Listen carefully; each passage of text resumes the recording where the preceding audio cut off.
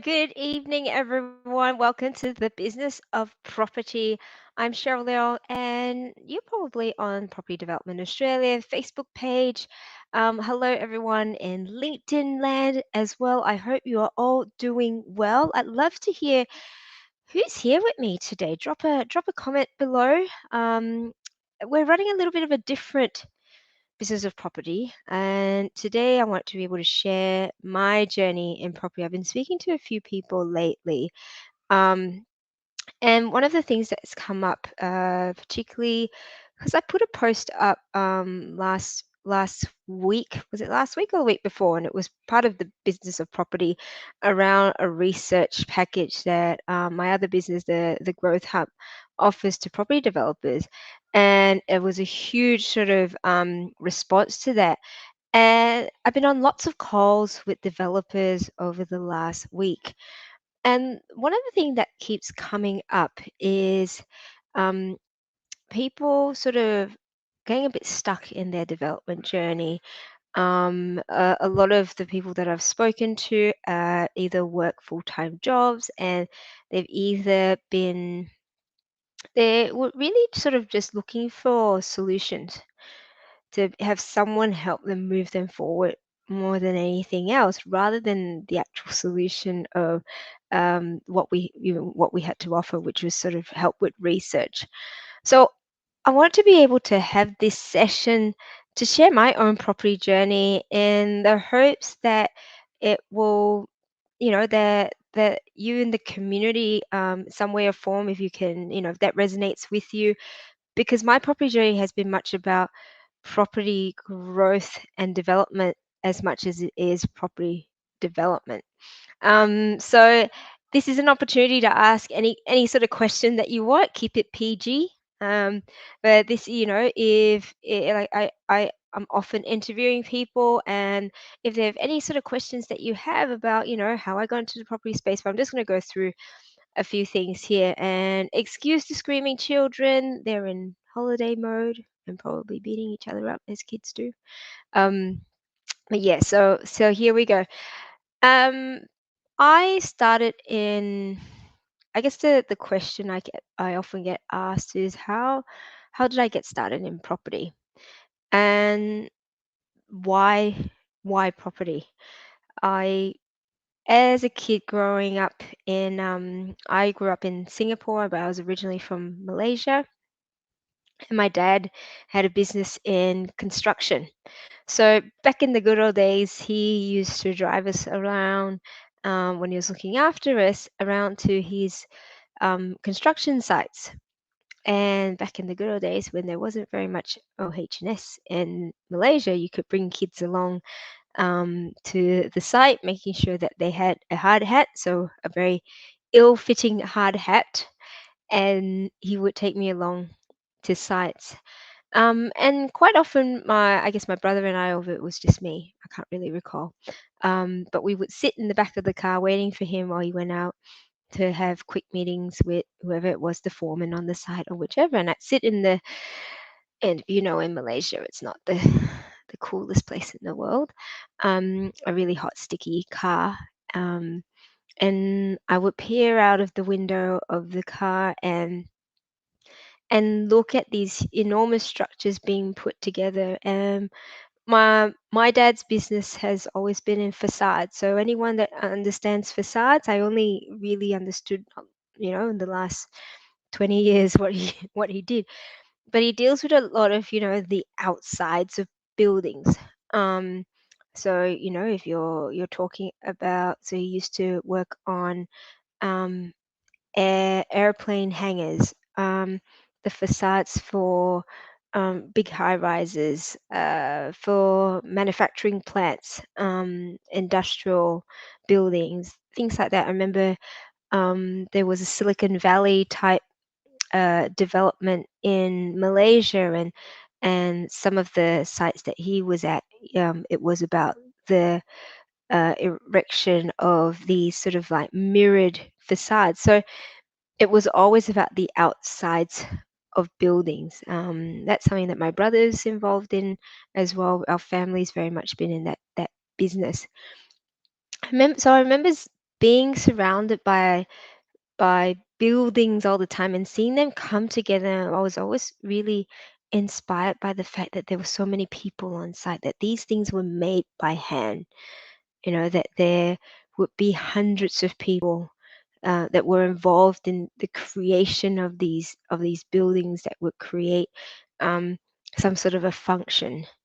And and so I'd always been drawn to this fact that I want to create things. I want to create something where people could live in and could feel connected by. So my whole sort of ethos has always been around connecting and community. Um, coming into, I mean, growing up for the rest of my life in Australia, and especially in university, I was introduced, and I always loved looking at properties in some way or form. I didn't really know why I was so drawn to it, but I got introduced. It was my mum. I can't remember, one day, it was part of a network marketing thing, so I think there was a whole lot of personal development stuff going around, and she gave me the Rich Dad Poor Dad book. Um, and out of that, which I think, as a mum and someone who didn't particularly like university at the time, probably wasn't the best idea, because I was like, maybe I just quit uni now and then just like invest in property. But it was definitely the thing that sparked my interest in understanding how property could be a vehicle for me to create wealth, but then again also be able to create, again, these sort of communities and safe places for people to live in.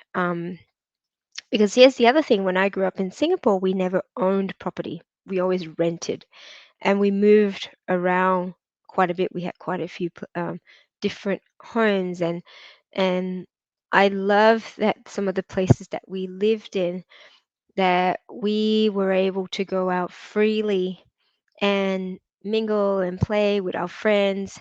And that was the one thing that just the way that the suburbs and streets were set up in Australia didn't quite cater to that sort of community feel, or that idea that kids could basically run out in the street and play around.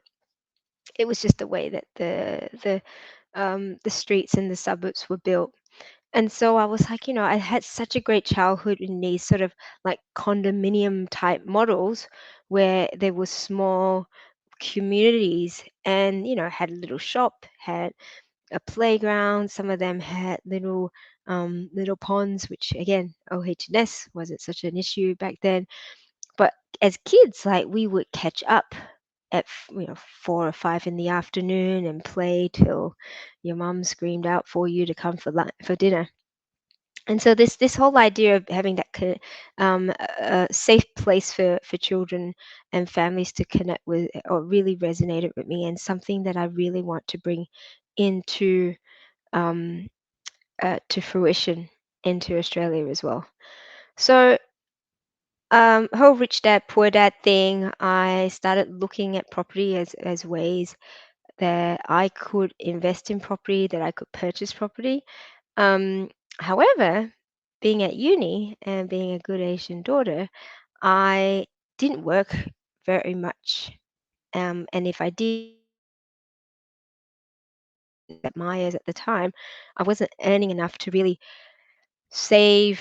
Well, at the time, I didn't really understand the whole concept of really saving to purchase property, or all of that. I didn't really understand serviceability. I had this sort of mindset that I couldn't afford property, and I I kept thinking that I could see all these opportunities, because I lived in Brisbane at the time. I saw all these opportunities in places close to Logan. I know, don't say anything. It was where I used to live close to, but it was more so the opportunity to be able to purchase and add value. And I kept seeing these properties, and I'm like, there's a big backyard. Maybe you could do something there, but I didn't know how to actually acquire them, or how to be able to do the whole add value thing. And so this is where I realized, sort of looking back, it was so much part of the start of my education in property. Um, Not from just the only the technical side of things, but the personal development side. Because I look back and I see how much of myself I realized that I had it it was the things that were holding me back were really myself. Um, myself, my self-belief and knowledge. I didn't have a lot of knowledge of how to be able to put these together. And so I did start to read books, I think there were the Jan Summers books, Steve McKnight books, started to look at investing, and then I think eventually, I'm sure, at the time we used to have these, and I'm saying about 20 years ago, goodness, I'm showing my age. 20 years ago, they used to have these big sort of conferences where you get 10 different educators. There's Steve McKnight, there's Mark Rolton. Who else? Shoot me a few names there if anyone's listening at the moment and can remember what those. Um, and it was a big sales pitch galore, right? But I always signed up to the fact that I could attend one of these 1 or 2 day events where I could learn a little bit about something from each of these presenters. And then whichever, whoever I thought that I really resonated with or I thought I quite liked and what they were talking about, I might sign up to a course. So I think um I did a course at the time, um and I took my husband along with me, my then boyfriend, now husband. Um and we did a 1 year course. And what I realized there was then, this whole idea of it being a process around development. There, the course was set out and had templates, that it had strategies for you to work out the location, how to figure out feasibility, and the finance side of things. Yes, Margaret Lomas. Yes, she definitely was. And I had a lot of respect for her too.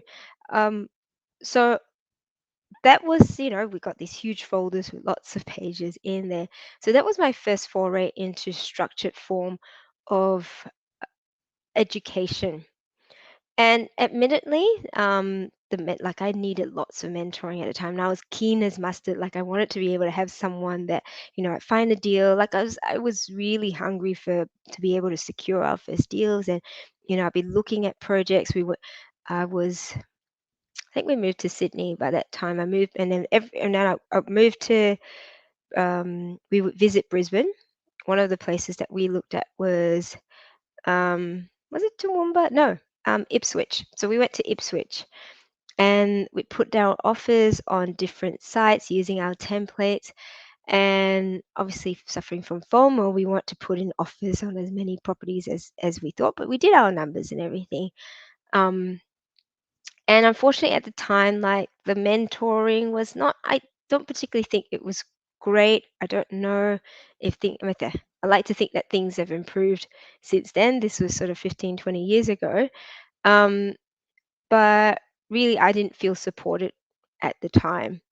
Um, but I look at it now, Ipswich, this was before the floods, by the way. Probably not such a bad thing that we didn't end up with those properties.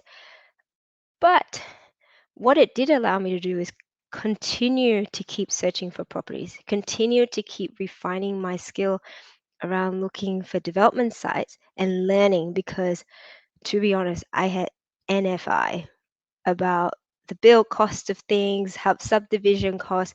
But the more and more that I looked at projects, and more and more that I looked at potential sites and would run it by different people who were our accountants or our mortgage brokers, like I got a better idea of, one, what was possible on a site, two, what I could or could not afford with my own sort of serviceability, and then three, that it was a lot of it was about networking.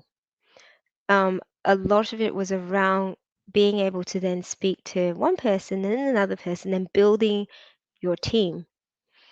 And it was at that point I was introduced to um, a company that they were developers. So we had a good advisor friend, and they said, "Oh, if you're looking to get into development, I know I know a developer. They're quite experienced, but then they've got some projects that they're looking for investment for." So my husband and I went, "Oh, okay, that's interesting. We didn't ever think we were, big enough players to invest."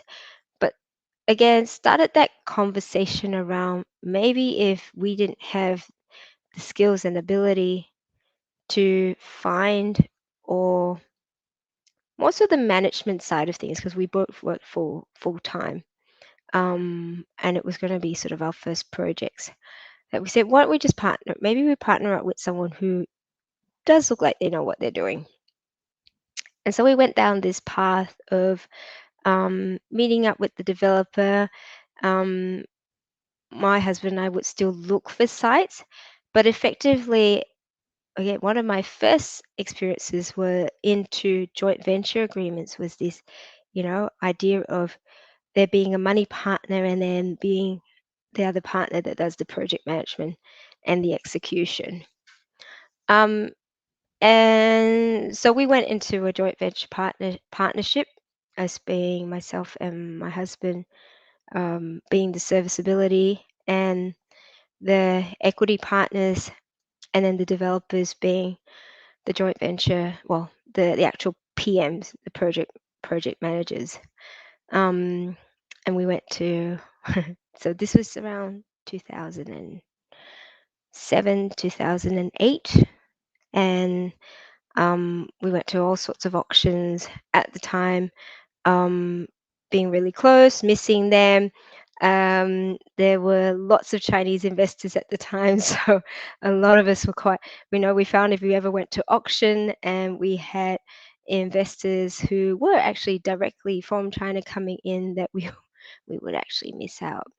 But then 2008 happened, um, and the GFC hit, and we didn't end up securing some projects because it got to a point where it was almost like a crescendo. Like there was so much activity happening in the market at that point, and people were just continuously over, paying too much for properties, paying too much for sites that didn't make sense, and we weren't willing to you know, push what we didn't feel made sense.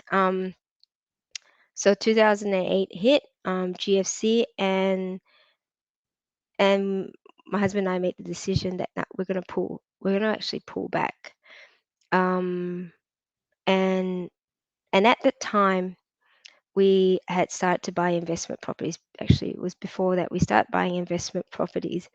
But so we put the development side of things on hold and decided that we would do the buy and hold thing.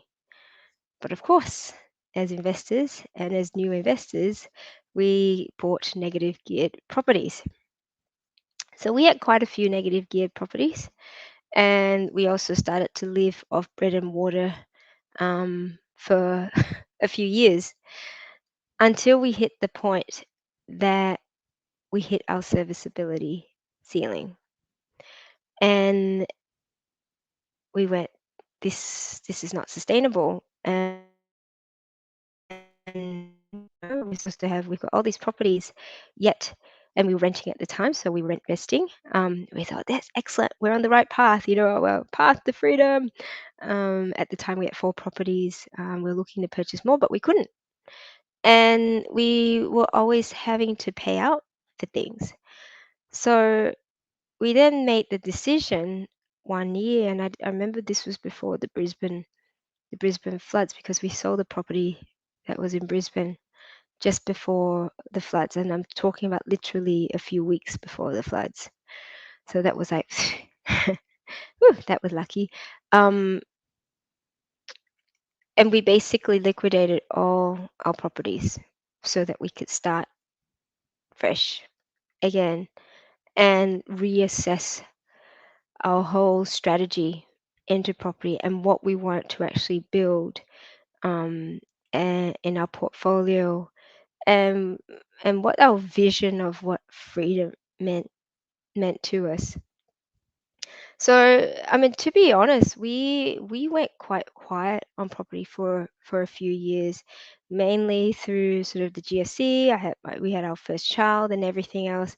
Life was pretty busy at the time, but when my daughter was about, I think she was about 6 or 8 months old, we moved to the northwest of Sydney. And if anyone knows the northwest, if anyone's from the northwest, I'd love to hear from you.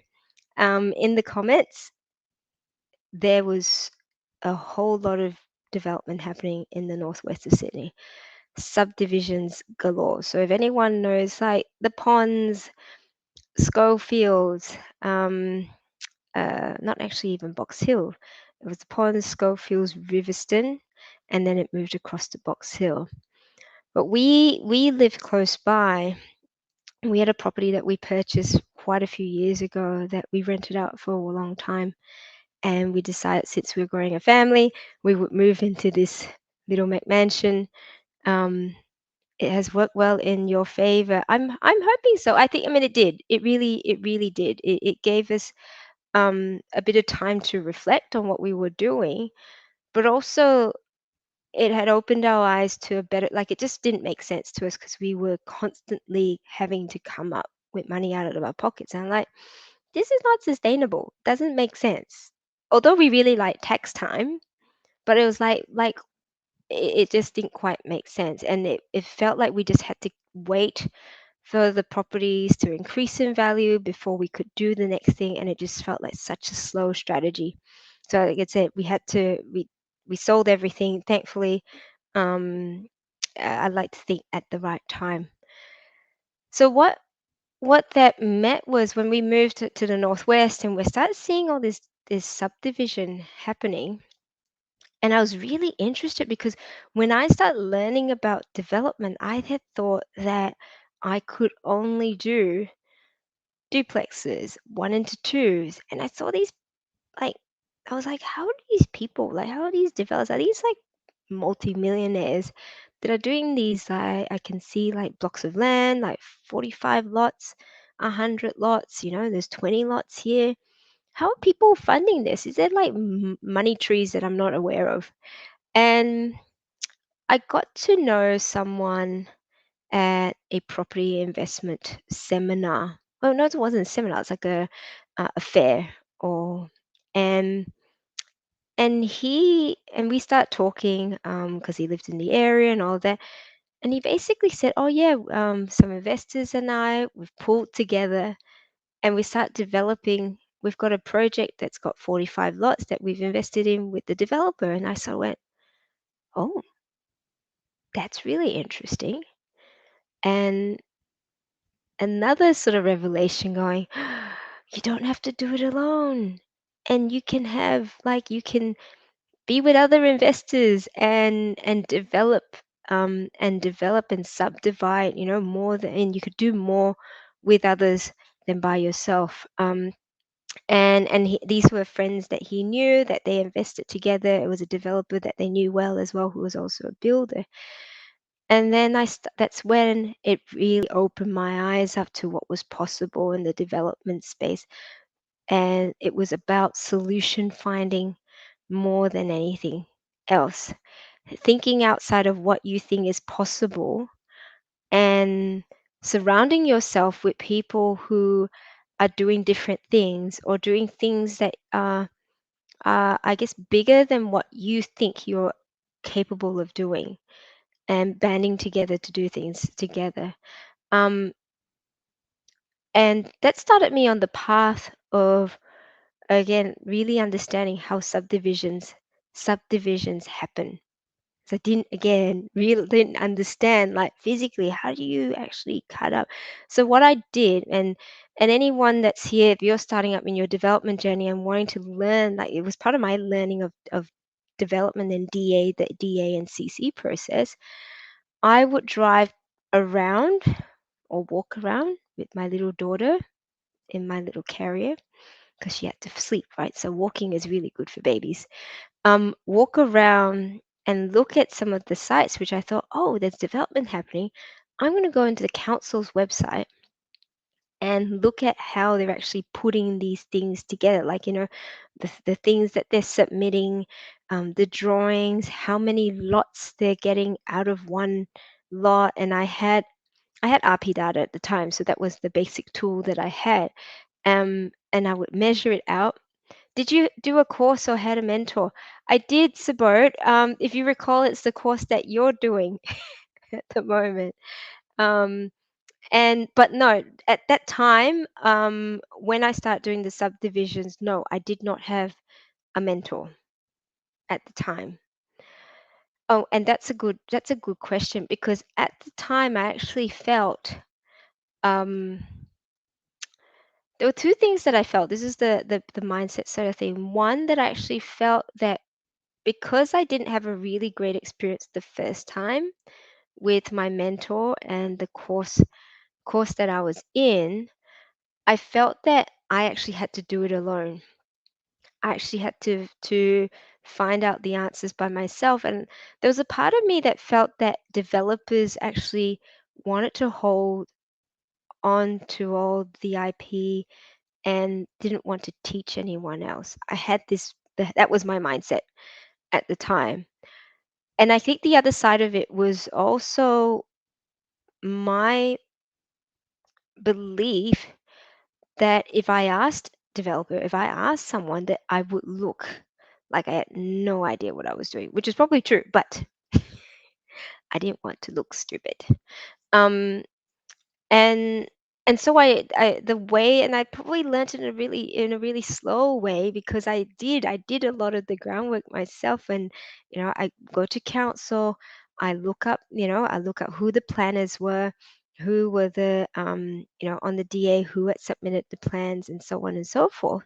And I said, I wonder if I come across like people, because there was still a lot of land available at the time. And I went, maybe I can come across people who are selling land, and maybe I can introduce it to maybe I could do something. I didn't really know what I was doing. I was like, okay, this planner here, if I manage to speak to an owner that wants to sell, I can connect the planner to the owner in some way, and I can in some way miraculously bring this deal together. I didn't, again, know quite how it was going to work. But then I started to build a relationship with the planner, because I'm like, this property is available. I've been speaking to the vendor, and do you have any developers or builders that would like to buy it? And they we built such a good relationship around it, because I started doing this whole letter drop door knocking thing, getting to know vendors.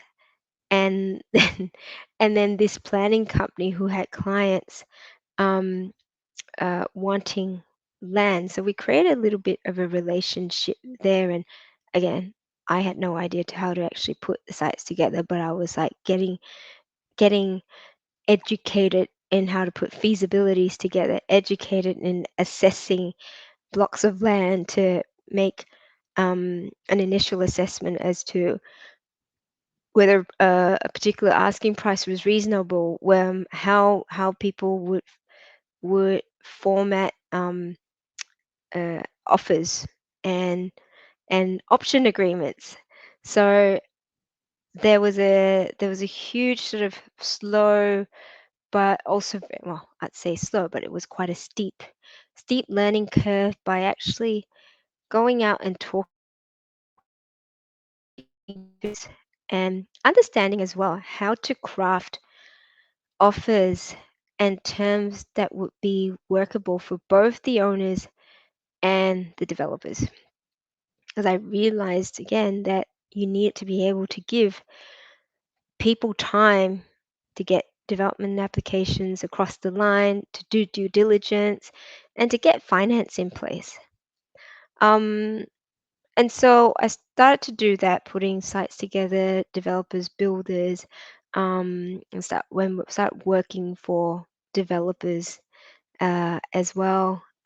Actually acquiring other types of sites, townhouse sites, unit sites, um, Subdivisions have always been my thing. And the one part, I mean, this is a few years on from that, and I start to get quite good at securing sites and getting, again, off market sites. Um, I didn't know how to finance them. So I went, okay, I know how to put these sites together, but I don't really understand how the bank is actually giving people money. And again, is money falling from the sky that I don't know, because these developers seem to have a bottomless pit available to them. And again, with this need to always want to eventually go into my own projects, but having this thought that now I knew that I had the skills to find the sites and put the sites together. Still had this extra bit of doubt around, how do I fund it? Because we've got this money to be able to fund it because we sold our properties, but I was too afraid. I was like, I don't know if, it was other people's money that were going into these projects, and they were doing their feasibilities, they knew what they were buying. Um, and I didn't understand the finance part. So that was the last piece of the puzzle for me, was really understanding how the last piece of funding projects came together. I was very fortunate at the time to be invited by an investment manager to start doing some acquisitions work with them. I worked for myself for quite a while, but this opportunity came up, and I said I really want to understand the finance space. So I took up that opportunity, um, and it there's a lot of eye-opening moments and parts of my journey. Investment management is when you've got an AFSL, Australian Financial Services license. So you have a license to be able to raise capital from investors. And then this particular investment management company had the license to be able to raise equity from investors. So not just doing sort of first mortgage, so like like how the banks do first mortgage or whatever, they raised equity. So those of you who are familiar with commercial finance now, it's usually an equity portion, which is 25-30% of the overall total development cost, and then the rest of it gets funded by the bank or the lender or whichever. So this investment management company would raise the equity portion of it. And it educated me around why we needed to have a licensing regime around protecting investors. So my background as well, from the very, very, very beginning when I left school, was actually I used to work with ASIC, Australian Securities and Investment Commission. So I was exposed to a lot of regulation around financial services and investment and all of that. And it was really interesting that we've come sort of full circle to back into this investment um, protection space with licensing. And I know this is something that has been brought up a lot over the last few weeks, and it is something that does concern me, because we are seeing more and more um, developers who are looking to partner with investors. And so this is something that I'm working on in the background, to be able to put together something where we can educate investors about what to look out for when you are looking to to invest and partner up with someone, because I didn't know what to look out for previously. And the other side is for developers who are if you're looking to partner with investors, what your obligations are as well. So that's a topic for for another business of property. As I said, I start to realize and understand that whole finance space. So, but doing all this pretty much alone must be challenging. What sort of mindset did you have at the time? It was. It really felt really. I felt really lonely, to be honest. About I was in my early 30s. I had my daughter, and I mean, I was just not sort of stay at home mom. I had a business at the time, but I didn't have anyone to talk to about property. I was so passionate about it. I had these dreams that I want, but I didn't have anyone to talk to and I didn't know who to ask. And because I wasn't making a whole lot at the time, I didn't really want to spend it on courses. So I thought, how can I be most efficient with my time and um and not spend it on all on courses. Like I said, courses don't are not cheap. I was very fortunate to earn some money working with developers eventually, but it was the whole point of that was to earn and learn at the same time and eventually get to a point where I would develop. But I'd say the mindset, I didn't have a strong mindset. My mindset at the time was I still, even though I had the I think I had the technical knowledge, but I, there was that still the lack of belief and the fear that if I started something that I would fail. And that's the big thing, that my inaction at the time to be able to, I guess apart from the investment side of things, like development on my own, I felt that I couldn't do it. Um, and it took me a long time to really get to a point where I had to challenge myself to actually go, Cheryl, you can do this and you don't have to do it alone. And that's when I found partners that were aligned with the vision that I knew complemented my skills. I could put sites together, I could negotiate with vendors, I can um, I can bring that part together and we can market it. But I knew that project management was not my strong point. And so I joint ventured with some partners who are fantastic at project management and administration as well. And that became part of my journey. And now each of my projects, I do it with specific sort of partners that I know are complementary to my skill set. And I think this is the message to, yeah, absolutely. Alignment with JV parts is so important because it's, we all want to be able to work with partners, but it's important that you have complementary skills, right? That you're both not, when they say this, when you have too many chefs in the kitchen, if you're both great at project management, well, one person's going to want to take over the project management role, and where does that leave the other person? So there's going to be a bit of a power struggle there. However, if each of you are aware of what skill sets are, and what you're bringing to the table and what your responsibilities are, then that whole process is going to be a lot easier. But with any partnership, nothing ever runs totally smoothly. Communication is absolutely key. What do you wish newbies asked you more? Oh, what do I wish newbies asked me more? Um, I don't know if I wish for anyone to ask me more things. My kids ask me enough already, but I welcome questions. I'd say the big thing that I've realized along the way was I wish that newbies would be more willing to ask. And this is what I love about the Property Development Australia community, was that it allowed me to create a support network, not just for myself, but for all the other developers. Where, because I said before, I felt like I couldn't ask questions.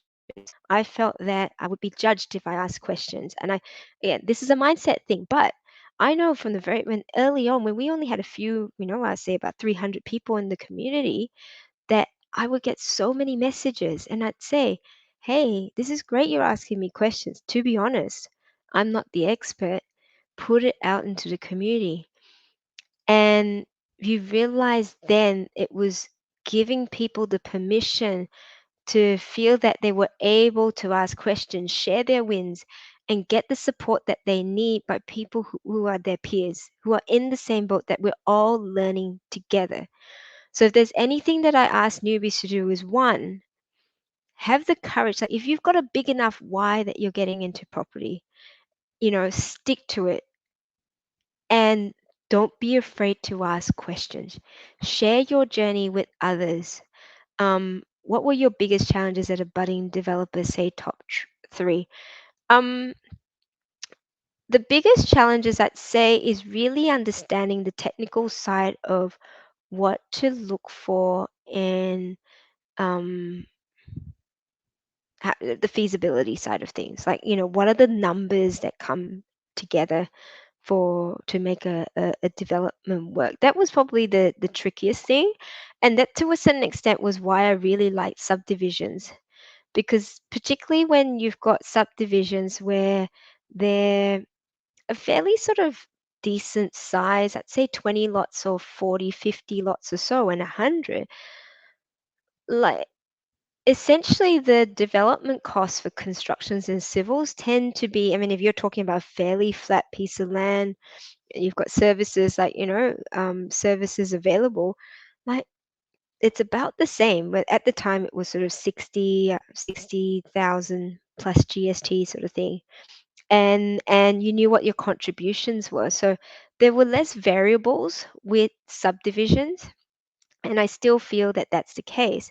Whereas when I started to move into doing feasibilities for townhouses or units, like there were so many variables because I needed to understand you know, the size of the units, the quality of the units, pricing, like what build costs were, that sort of thing. So number one was the big challenge was understanding how to put together feasibilities. The second one, and I'm not in particular order, really number two was asking for help. That for me was the big one because I and this might have been an ego thing, but I felt like I didn't know where to ask because I wasn't in a coaching community. I wasn't in any particular community. I didn't know where to go to find a community. So I didn't have anyone to ask. So I felt really alone at the time. Um, so I'd say the second one was the lack of community and lack of having a support network around me was really hard. And then the third one was um, thinking that I didn't have a finance solution in place. And I say thinking because what I know now is that there's always a solution. There's so many ways to skin the cat. And when I hear developers and budding developers, sharing with me that, oh, I'm not doing the developments because I don't have the finance. I say, well, okay, what are the other options for you? What are the other options? And so that was the third. These are the three things I'd say were my biggest challenges. But the the big learnings out of this were I realized so much is around solution, like turning your mindset around to going, instead of it being, I don't have, it's what do I need to do to make this work? How do I how do I turn this around to actually make this an opportunity and find solutions? And now, I mean, we have this amazing community and networks of people which can make projects come together as long as they're feasible, by the way. They got to be feasible, but that's where you have access to development managers, there's town planners, there's architects, there's so many different um, experts, consultants, people in this community that you can leverage off to be able to fast track your property development journey and not do it the way that I did. and and sort of think that I had to do it all by myself because it took a long time and it was really painful. I learned a lot. I really, really did. And it allows me to do what I love now, but it was a long journey. And I see so many of you now in the community. I love that, the people who are sharing their journeys, the good, the bad, the ugly, right? Because the truth is development can be really lucrative and financially rewarding, But yes, there's a lot of risk behind it as well. Like, a lot of projects with the cost of building going up, like it's hurting. Finance is not so well. It's easier now, but there was a point where banks were not funding fund development sites, and so we had to all move to private investors, and they were two, sometimes three times more expensive. So you're like, how can I make this work?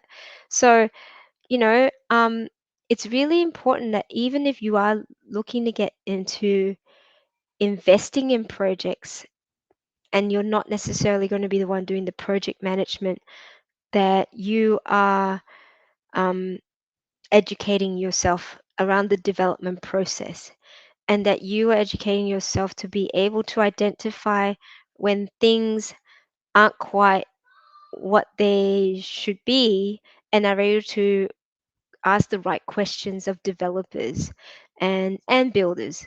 Um, I can't see your name, but thank you. Thank you for listening. Any tips for raising capital and using other people's money? Okay, so this is a really it's quite a I was going to say fragile topic, but it's a really important topic because capital raising technically, if you are continuously capital raising, you do need to be licensed to do so. You need to look at getting an AFSL license.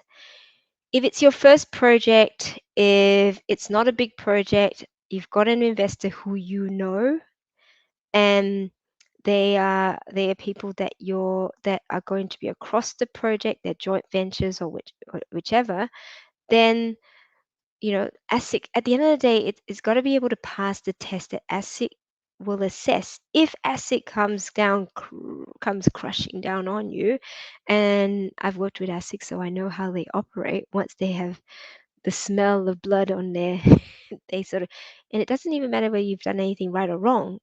The fact is, being a government body, they do not move fast. However, they will pause your operations until they feel that they are happy that they've found everything about you. And I have seen how it's impacted businesses.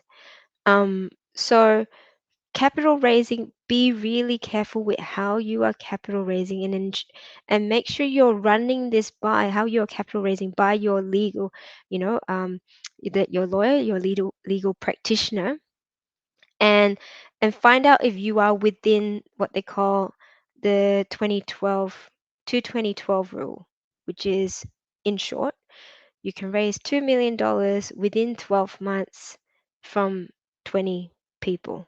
But again, that is a very high level understanding of what the 2012 rule is. So important that you are running how you are wanting to raise capital with your solicitor who understands the capital raising requirements. Um, and if it's a small project, again, if that investor is involved in your project in some way, that they have visibility over how their funds are being used, then you know that's sort of a joint venture type thing. Um, you've got to make sure that you've got to have your legals in place.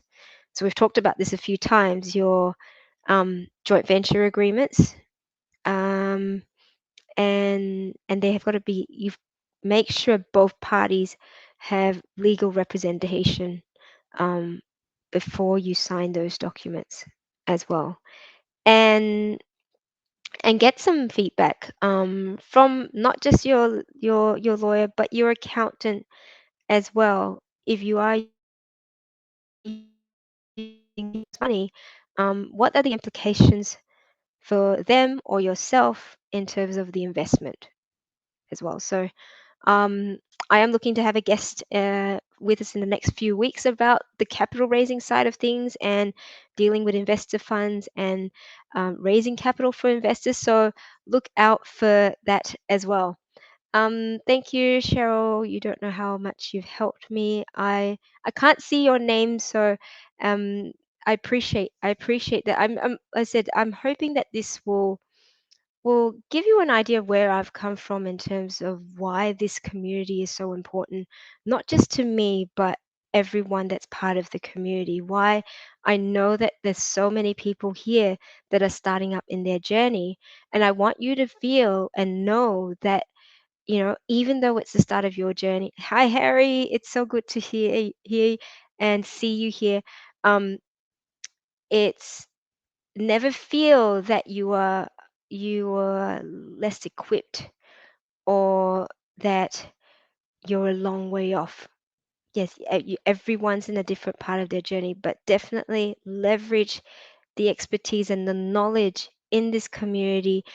Build the team around you, build your support network, get to network with people. So where I'm working on a bit more of a formal networking, virtual networking format, so that we can really start to leverage like the people in this community. Oh, there's little people, which is probably my little bell to say time to wrap up.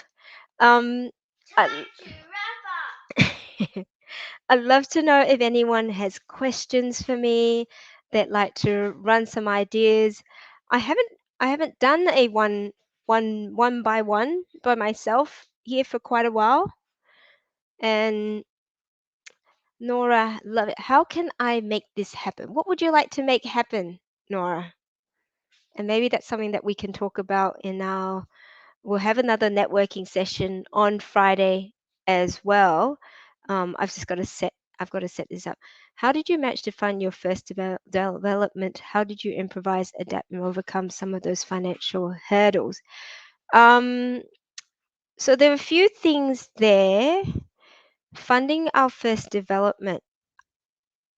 Uh, One part of it was negotiating well with the owners so that I think our option, it was an option agreement, and if I'm not wrong, it was a 2% deposit. So first of all, we did have some savings, and we did have some savings. It's almost time to go. So I put some money towards that, but we also I brought together some development partners, and each of us would put in.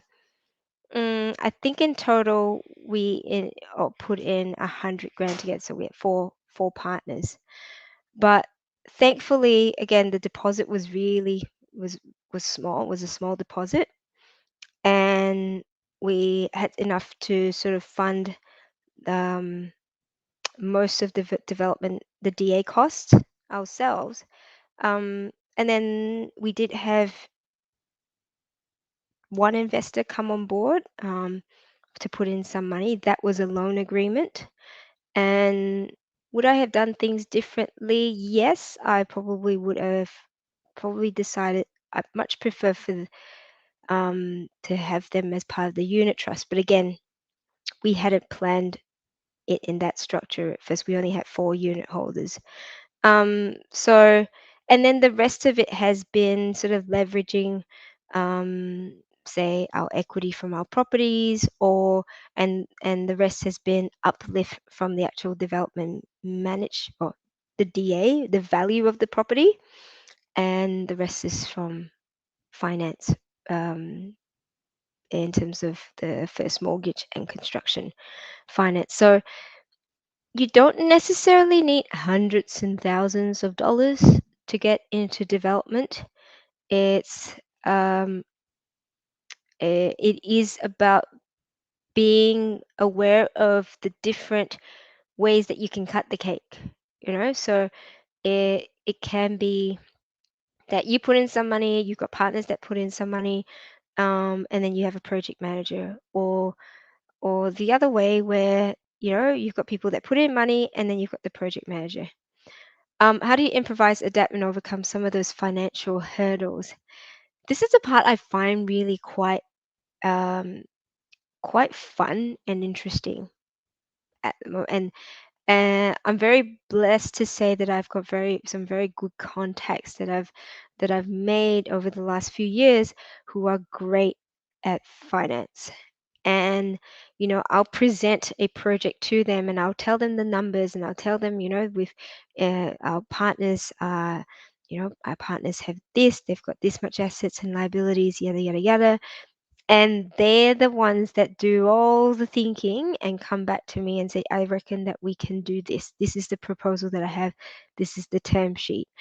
Um, and I really try not to shop around very much.